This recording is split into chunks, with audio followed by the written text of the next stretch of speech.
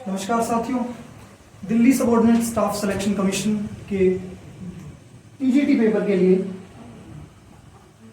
Common paper जो होगा उसका मीडियल हिस्ट्री यानी मध्यकालीन भारत का पोर्शन हम इस क्लास में कवर करेंगे।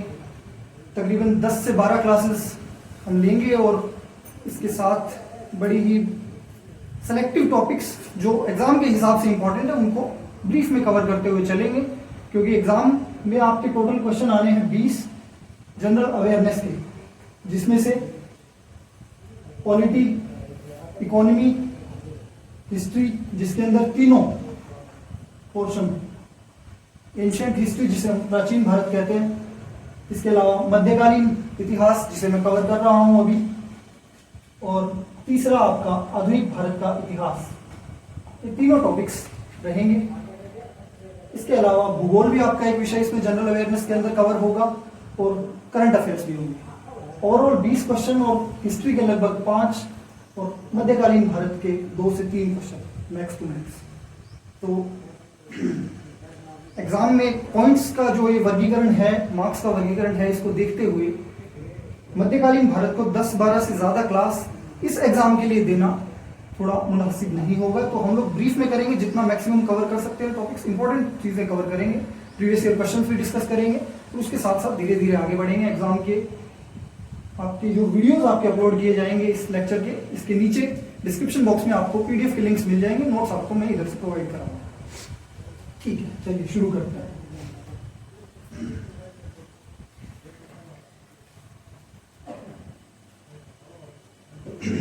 मध्यकालीन भारत,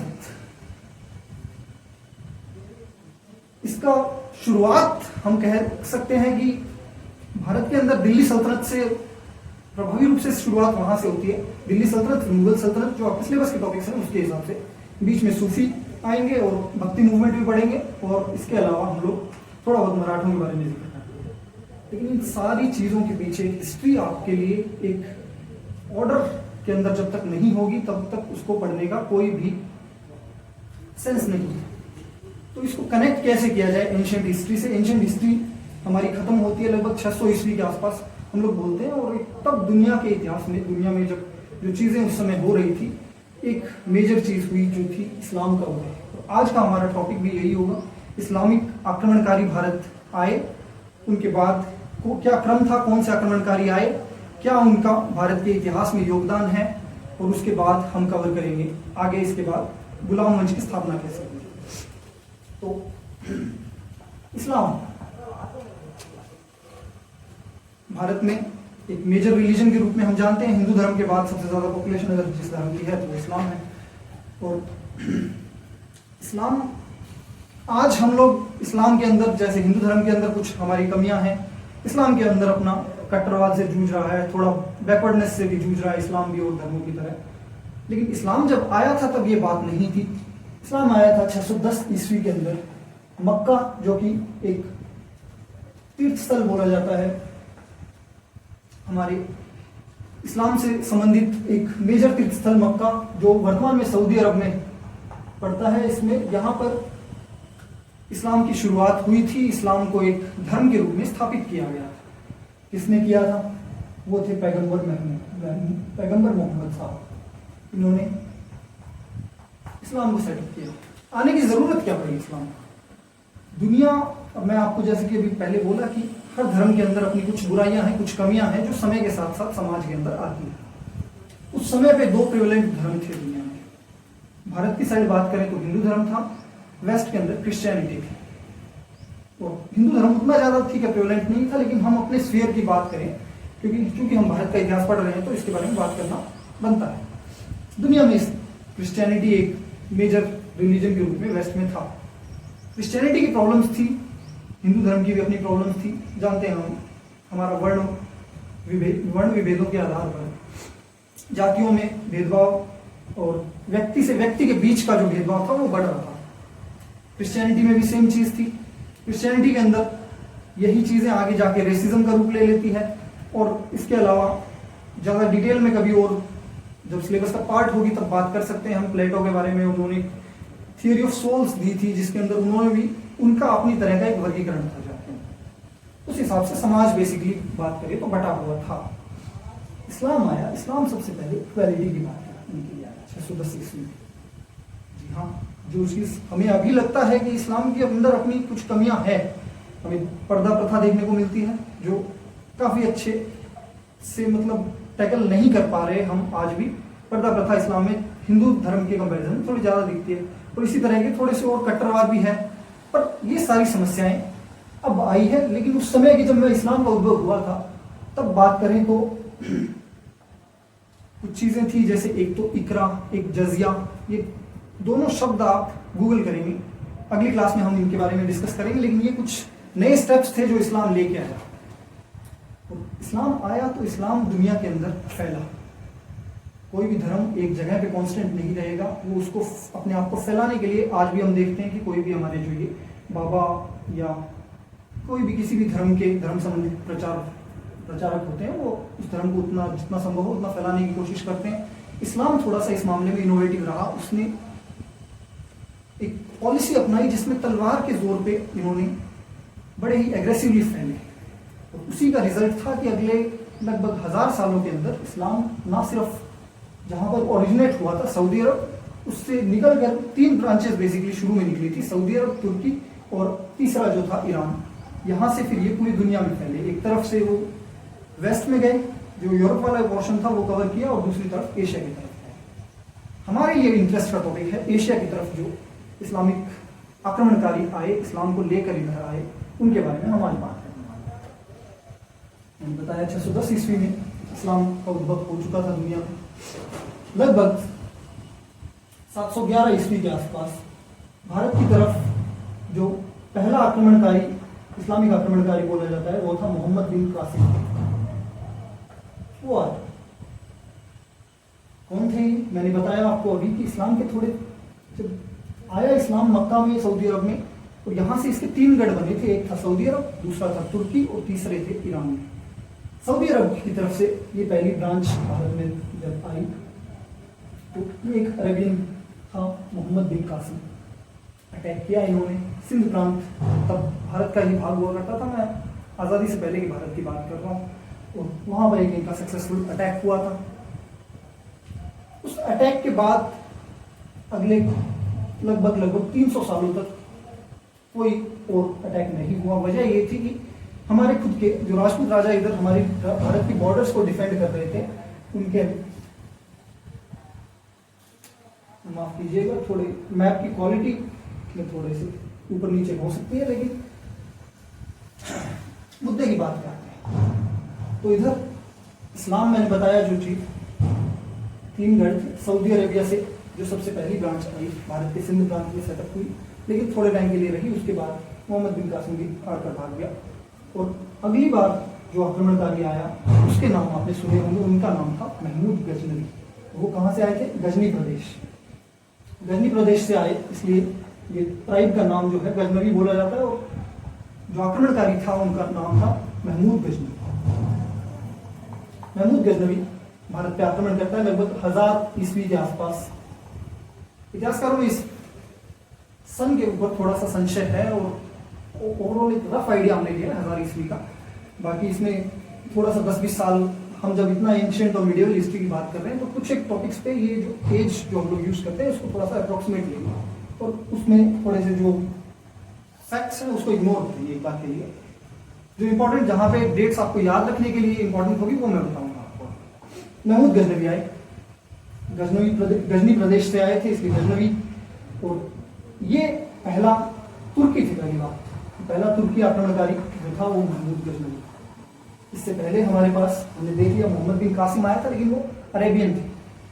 महमूद गजनवी आए, और इन्होंने एक तरह से भारत में पहली बार सफलता, एक तरह से कहें कि टेंजिबल सफलता इनको मिली। कासिम का अटैक हुआ था पहले, लेकिन कासिम ने बहुत ही छोटा सा सिंध प्रांत तक आया, और थोड़ा बहुत इधर उधर थोड़ा उसको जीत मिली, लेकिन वापस फिर वो लौट गया था, और इस्लाम कोई प्रभावी ढंग से भारत में पैर जमा नहीं पाया। महमूद गजनवी के समय ये चीजें हुई। तो महमूद गजनवी 1000 ईस्वी के आसपास भारत आते हैं। इसके बाद गजनवी जो थे, अब ये आते थे बुखारा साम्राज्य के अधीन था। जो गजनी का प्रदेश था, एक बुखारा साम्राज्य हुआ करता था। इसके अधीन थे। बुखारा साम्राज्य के अधीन गजनी प्रदेश आता था। बुखारा साम्राज्य में थोड़ी सी सक्सेशन वॉर्स हुए, उत्तराधिकार के युद्ध चालू हुए, जिसकी वजह से ये जब भी आप देखेंगे इतिहास में थोड़ी बहुत उथल पुथल होगी किसी भी साम्राज्य में, और वहाँ पे मौके की ताक में रहेंगे हमारे राजा जो होंगे, जो भी महत्वाकांक्षी शासक जो होंगे, वो इस मौके की ताक में रहते हैं, और वो मौका मिलते ही इस एक तरह से एक अपॉर्चुनिटी को इसको लगा लेते हैं। महमूद गजनवी, इन्होंने अपना गजनी प्रदेश जो था इसको बुखारा से स्वतंत्र घोषित कर दिया, और ये भारत की तरफ थोड़ा तेजी से बढ़ते गए। गजनवी के बाद अगला जो भारत की तरफ इस्लामिक इन्वेडर या आक्रमणकारी आया, उसका नाम था मोहम्मद गोरी। मोहम्मद गोरी गौर प्रदेश, अब जैसे ये प्रदेश इंपॉर्टेंट हो जाते हैं क्योंकि ये सीधे सीधे इन ट्राइब्स के नाम को डिसाइड करते हैं। गजनी प्रदेश थे, गजनवी आए थे, गौर प्रदेश थे, गौरी है, मोहम्मद गोरी। मोहम्मद गोरी को जिम्मेदारी मिली थी इधर इस भारत वाले भूभाग की। इनके बड़े भाई थे गयासुद्दीन गोरी, उनके द्वारा मोहम्मद गोरी का वास्तविक नाम था शिहाबुद्दीन गोरी। शिहाबुद्दीन को ये जिम्मेदारी मिली थी कि भारत वाले प्रदेशों में थोड़ा सा इस गौर ट्राइब को कंसोलिडेट किया जाए, थोड़ा सा इनकी शक्तियां बढ़ाई जाए। और तभी एक अपॉर्चुनिटी वापस उत्पन्न हुई कि महमूद गजनवी की डेथ हो गई थी, और ये थोड़ा सा इससे पहले की बात थी। महमूद गजनवी की डेथ के बाद गौर साम्राज्य, जो मैंने बताया कि शिहाबुद्दीन गोरी का बड़ा भाई और उसके थोड़े से और कई एसेंडेंट्स थे जिन्होंने यहाँ पर अपने पैर जमाने की कोशिश की, वो थोड़ा स्वतंत्र हो गए, और मोहम्मद गोरी अल्टीमेटली भारत की तरफ आया। इस आदमी का नाम आपने सुना होगा बहुत बार। इसके साथ पृथ्वीराज चौहान, तृतीय, संयोगिता, जयचंद, ये नाम स्पेशली राजस्थान की हिस्ट्री में तो कुछ ज़्यादा ही सुने होते हैं, लेकिन भारत के अंदर भी, क्योंकि चूंकि पृथ्वीराज चौहान दिल्ली में राज कर चुके थे, तो स्वाभाविक सी बात है कि भारत के इतिहास में भी एक अहम किरदार निभाते हैं। पृथ्वीराज चौहान ने मोहम्मद गोरी को हराया था तराइन के युद्धों में। तराइन के 2 युद्ध जो हम इतिहास में पढ़ते हैं, बाकी कई लोग कहानियों के अंदर बोल दिया जाता है कि 16 बार गोरी आया था, और कई बार ऐसे इस तरह की आती है, लेकिन तथ्यात्मक रूप से 2 युद्धों का मेन जिक्र हम करते हैं। एक तो तराइन का प्रथम युद्ध, जिसके अंदर गोरी की बुरी तरह से हार हुई, और तराइन का द्वितीय युद्ध। डिटेल में मैं नहीं डिस्कस कर रहा सारी चीजें, क्योंकि बात वही सिंपल कि यहाँ पे हमें मेन फैक्ट्स जो है एग्जाम के हिसाब से हमें 2 क्वेश्चन या 3 क्वेश्चन मीडियल हिस्ट्री के एग्जाम में चाहिए अपने। तो इंपॉर्टेंट टॉपिक्स जो हैं उनको मैं बार बार रिवाइज कराते चलूंगा, और इसके अंदर कुछ जो इंपॉर्टेंट टॉपिक्स हैं वही मैं बात करूँगा। डिटेल्स इनकी हम लोग जब सब्जेक्ट का एकदम डिटेल में कोर्स लेंगे तब वहां पे बात की जाएगी।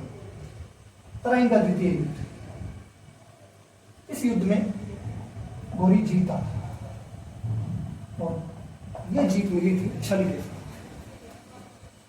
मोहम्मद गोरी का एक गुलाम था जिसका नाम आपने सुना होगा, कुतुबुद्दीन ऐबक। गोरी के बारे में कुछ 3-4 इन्फॉर्मेशन जो है वो मैं आपको यहाँ दे चुका हूँ, और उन्हीं को अभी मैं एक बार अभी रिवाइज करवा रहा हूँ। ये अभी तक जो हमने पढ़े, जो क्या क्वेश्चन इधर इस पूरे अभी तक के हमारी डिस्कशन से बनते हैं। इस्लाम की स्थापना 610 ईस्वी, मक्का जो सऊदी अरेबिया में वर्तमान में पड़ता है, वहाँ से फिर सऊदी अरब से भारत की तरफ पहला आक्रमणकारी मोहम्मद बिन कासिम आया। अगला आक्रमणकारी लगभग 300 सालों बाद 1000 ईस्वी में महमूद गजनवी आता है। महमूद गजनवी के बारे में एक और खास बात है जो हम लोग पहले इग्नोर कर गए। सोमनाथ के मंदिरों पे इसने आपको एक इंटरेस्टिंग एक वाक्य बताता हूँ। महमूद गजनवी भारत पर आक्रमण करते हैं, कई सारे मंदिरों को लूटा गया, लगभग बोला जाता है 16-17 आक्रमण उन्होंने लगातार किए। सोमनाथ का मंदिर, आप में से कोई गया हो तो वेरावल गुजरात के अंदर एक जगह पड़ती है, वहां से आपको सोमनाथ के मंदिर के लिए कुछ भी ऑटो वगैरह मिल जाता है। वहां से सोमनाथ के बारे में खास बात यह है कि सोमनाथ का मंदिर समुद्र किनारे बसा हुआ बड़ा ही शानदार मंदिर, और ये मंदिर भारत के सबसे उस समय के सबसे भव्य मंदिरों में से एक था। अच्छा खासा इसमें रिसोर्सेज एकदम एक तरह से कहें कि सोना वगैरह भी था, और चढ़ावा भी अच्छा खासा चढ़ता। ये स्वाभाविक सी बात है कि बहुत बड़ा मंदिर, तो धन की दृष्टि से इंपॉर्टेंट था। महमूद गजनवी की निगाहें थी, आया, अटैक किया, लूटा इस मंदिर को। लूटने के बाद लास्ट में एक मूर्ति थी इधर, शिवलिंग की मूर्ति, जो शिवलिंग जो था उसको भी। अब यहाँ पे एक बात आती है कि हम लोग जो एंशिएंट हिस्ट्री पढ़ते हैं और वहां से इधर मिडियल हिस्ट्री में आते हैं तो चेंजेस क्या आ गए हैं थोड़े। अब हम देखेंगे कि आक्रमणकारी जो है ये मूर्तियां भी तोड़ेंगे, मंदिरों को लूटना या किसी की श्राइन्स को लूटना, इस तरह के काम पहले भी हो रहे थे। लेकिन अब नैतिकता का इतना पतन हो चुका था कि अब सामने वाले की धार्मिक भावनाओं को भी आहत किया जाएगा। आर्थिक रूप से सब आहत हुए, लेकिन अब धार्मिक रूप से भी आहत करने के लिए उस मंदिरों को की मूर्तियों को भी तोड़ा गया। ये भी चीजें हो रही थी। तो महमूद गजनवी इस प्लेस पे आके जब यहाँ पे इनको मंदिर के जो पुजारी वगैरह थे, इन्होंने बोला कि सर आप एक काम करिए, आपने जो धन लूट लिया है हम आपको अपने घर से भी सब कुछ ला के दे देते हैं, मूर्ति छोड़ दो, शिवलिंग का जो हमारा शिवलिंग है इसको छोड़। महमूद गजनवी का एक जवाब आता है जो इतिहास में यूं का यूं दर्ज हो जाता है। वो जवाब था कि मैं हिंदुस्तान के इतिहास में मूर्ति विक्रेता के नाम से नहीं जाना चाहूंगा, मूर्ति भंजक के नाम से जाना चाहूंगा। मूर्ति भंजक का मतलब जो मूर्ति तोड़ता है, और ये कह के उन्होंने मूर्तियां यहाँ की तोड़ दी थी। एक तो ये नैतिकता का पतन हमको दिखता है, तो ये नैतिकता का पतन अब आपको दिखेगा through out the medieval history. हमें ऐसे कई वाक्य देखने को मिलेंगे। सिर्फ ये भी आप एक मन से वहम निकाल दीजिए कि एक समय में इसमें इस्लाम की तरफ से ये हो रहा था। विजयनगर एम्पायर पढ़ाऊंगा आपको, विजयनगर एम्पायर देखेंगे, हम बहमनी एम्पायर देखेंगे, वहां भी कुछ हिंदू राजा जो थे हमारे, वो भी कुछ इस ऐसी अनैतिक चीजें हुई थी, वो उस टॉपिक में बात करेंगे। बात हमारी है कि फैक्ट्स को थोड़ा सा फैक्ट्स की तरह हम पढ़े और वही चीज अभी हम कर रहे हैं। महमूद गजनवी सोमनाथ पे आक्रमण किया था। क्वेश्चन आपको मिल सकता है कि इनमें से कौन से इस्लामिक आक्रमणकारी द्वारा सोमनाथ के मंदिर पर भयंकर आक्रमण किया गया और जिसमें मूर्ति तोड़ना जैसे काम सम्मिलित थे। आपको ऑप्शंस दिए जा सकते हैं, जिसमें से महमूद गजनवी, आपको ये बात याद रखनी, महमूद गजनवी से संबंधित एक सोमनाथ के मंदिर का वाक्य इंपॉर्टेंट हो जाए। इसके बाद अगला अपना मोहम्मद गौरी, बात कर ली हमने तराइन का युद्ध पहला। दूसरा मोहम्मद गौरी, मेन इसका मूल नाम था शिहाबुद्दीन गौरी। कहाँ से आए थे? ये गौर प्रदेश से आए थे और पृथ्वीराज चौहान के साथ इनकी लड़ाई। कुतुबुद्दीन ऐबक इनका एक दास था। अब थोड़ा 1206 ईस्वी में मोहम्मद गौरी की मृत्यु हो गई और तब भारत में उस समय तक मोहम्मद गौरी थोड़ा सा, अब बात ये थी कि गौर प्रदेश में भी इनके जो ये बड़े भाई मैंने बताया नाम आपको, गयासुद्दीन गौरी थे, उनकी भी मृत्यु हो चुकी थी। तो शिहाबुद्दीन गौरी यानी मोहम्मद गौरी दोनों प्रदेशों को संभाल रहे थे। भारत में पूरी तरह से ये एक्टिव नहीं थे। भारत की जिम्मेदारी इन्होंने दे रखी थी अपने दास को कुतुबुद्दीन ऐबक। कुतुबुद्दीन ऐबक के बारे में आज हम बात आगे करेंगे।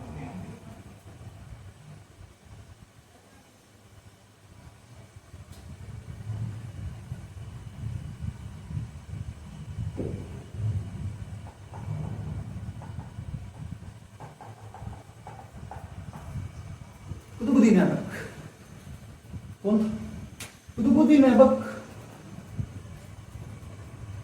तुर्किस्तान में इनका जन्म हुआ था और वहां पर एक व्यापारी इनको एक दास के रूप में खरीद के ले गया था। और एक और शब्द आप सुनते हो जो गुलाम वंश हम शब्द यूज करते हैं, उसके साथ साथ मामलुक वंश भी इनको बोला जाता है। तो ये फैक्ट थोड़ा सा आप याद रखेंगे कि मामलुक वंश, दिल्ली सल्तनत के आपको कई सारे वंश दे दिए जाएंगे, उनके अंदर आपको पूछा जा सकता है कि मामलुक वंश के रूप में कौन से वंश को जाना जाता है, या कई राजाओं के नाम दे दिए जाएंगे उसके अंदर मामलुक वंश के राजा कौन से थे, शासक कौन से थे।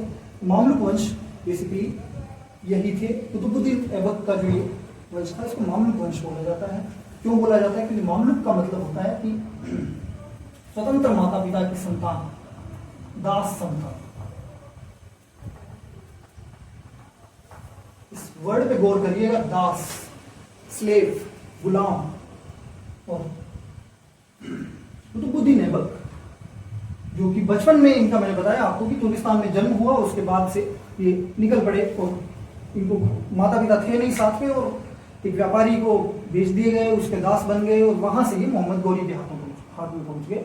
मोहम्मद गौरी, इसके बाद मोहम्मद गौरी के जो अभियान चल रहे थे, अभी हमने पीछे बात किया कि जो भी लूटपाट चल रही थी, भारत की तरफ आक्रमण हो रहे थे, उनमें सक्रिय एकदम भागीदार थे। मोहम्मद गौरी के पास आने से पहले कुतुबुद्दीन ऐबक की शिक्षा दीक्षा और जो भी इनकी ट्रेनिंग होती थी, आर्मी ट्रेनिंग हुई थी। दास थे फिर भी इनकी आर्मी ट्रेनिंग हुई थी।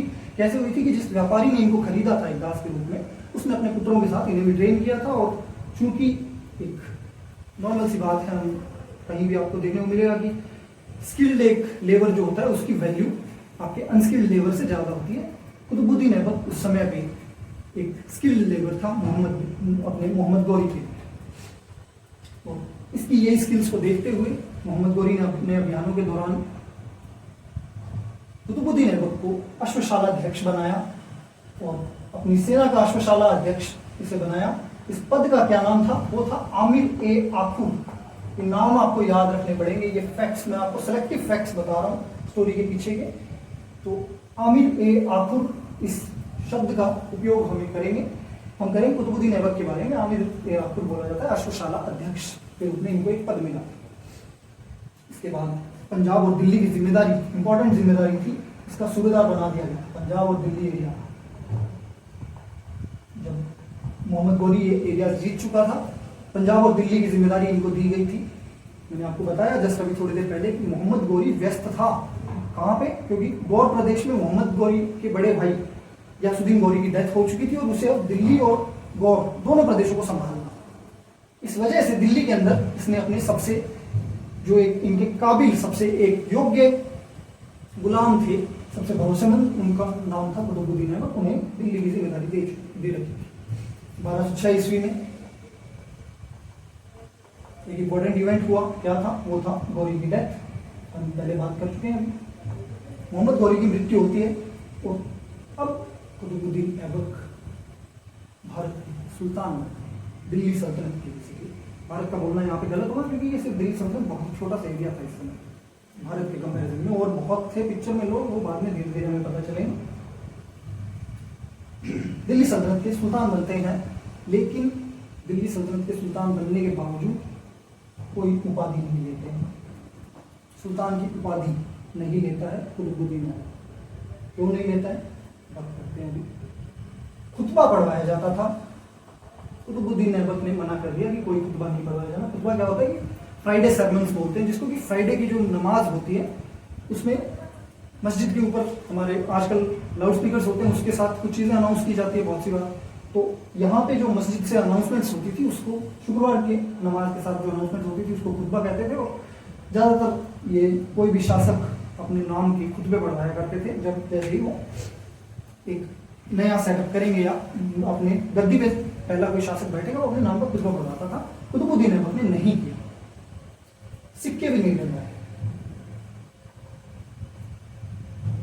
अपने नाम के सिक्के डलवाए जा रहे थे, तांबे के, सोने के, चांदी के, लेकिन खुद के नाम के सिक्के नहीं डलवाए। लिख देता हूँ मैं अलग से, याद रखना कहीं ये कर देना आपकी।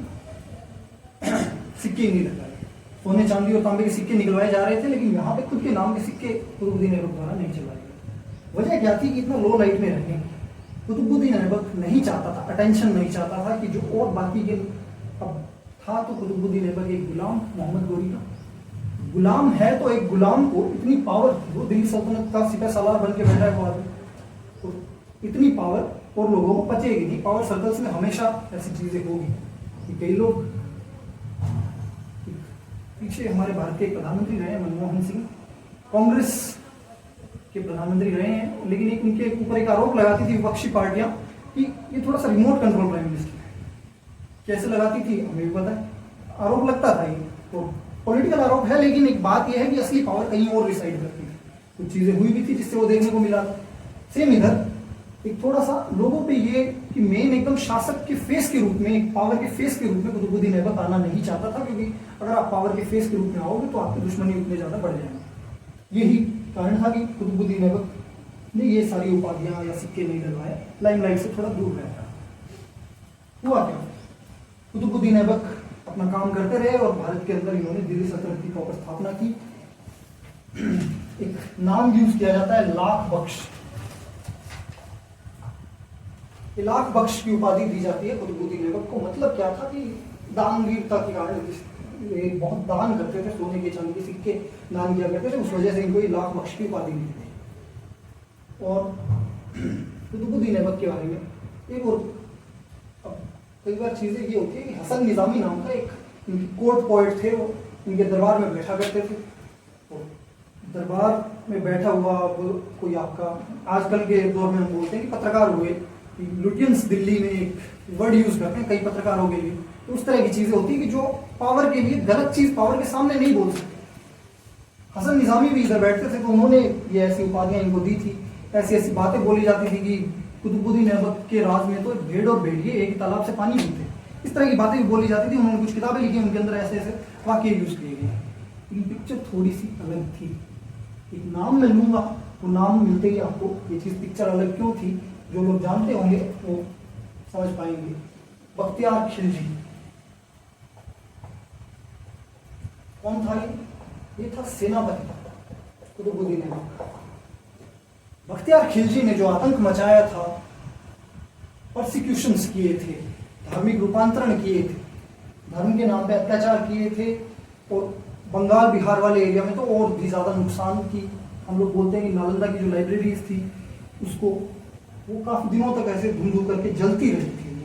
ऐसा भी बोला जाता है कि बख्तियार खिलजी ने वहाँ पे आक्रमण करने के बाद वहाँ की किताबें भी जला दी थी। इस तरह की चीज़ें हुई थी। और बख्तियार खिलजी किसके आदेशों पर ये सब काम कर रहा था? कुतुबुद्दीन ऐबक के आदेश होंगे, सेनापति थे उनके, स्वाभाविक सी बात है उनके आदेश में।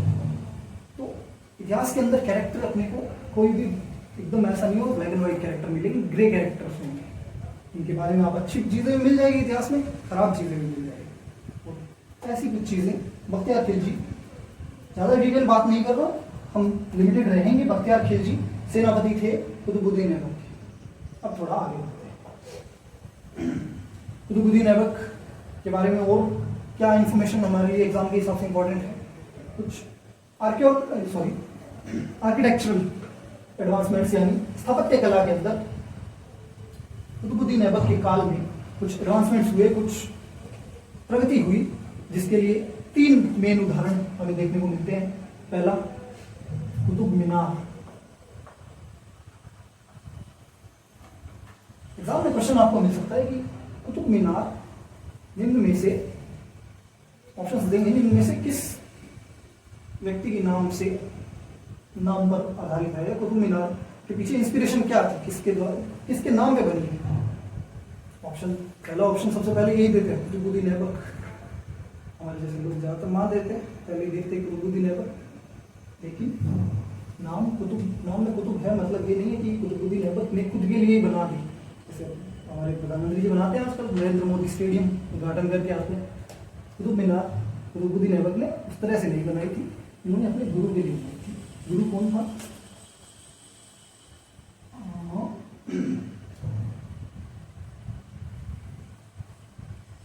कुतुबुद्दीन बख्तियार काकी।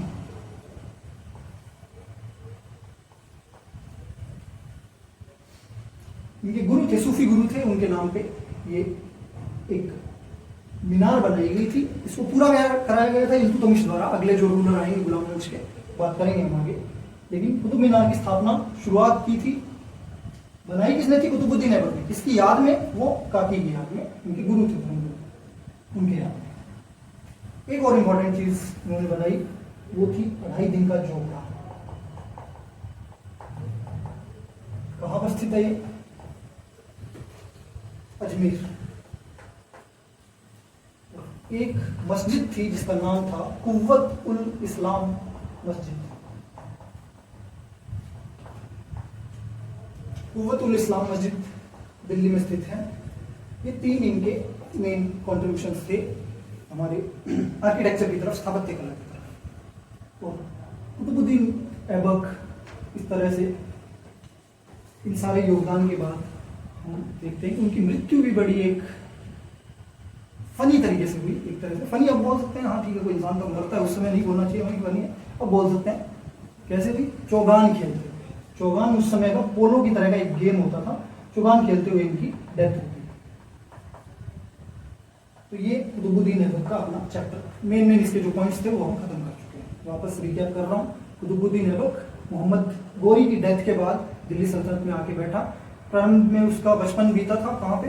तुर्किस्तान में पैदा हुए थे, और उसके बाद वहाँ से एक व्यापारी इनको खरीद के ले गए थे, अपने बच्चों के साथ इनकी शिक्षा दीक्षा करवाई थी। उसके बाद वो आगे बढ़े, वहाँ से मोहम्मद गोरी ने इनको खरीदा। मोहम्मद गोरी इनको खरीदने के बाद में एक दास के रूप में लेके आते हैं अपने साथ, अपने अभियानों में भारत की तरफ लेके आते हैं। यहाँ से एक आमिर ए आखुर, पहला इंपॉर्टेंट फैक्ट, आमिर ए आखुर का पद दिया गया इनको, जिसका मतलब था अश्वशाला अध्यक्ष।